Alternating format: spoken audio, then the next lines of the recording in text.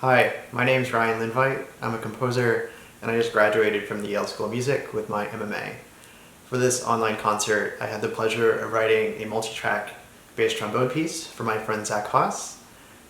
We exchanged ideas and came up with a piece that uses the two valves or triggers of the bass trombone in a really virtuosic way, and for that reason the piece is called Trigger Warning. I hope you enjoy it.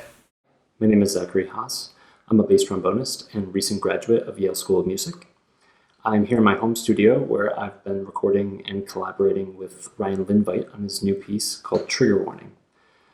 In this piece, we explore the capabilities and different techniques that the bass trombone has to offer. Enjoy the show.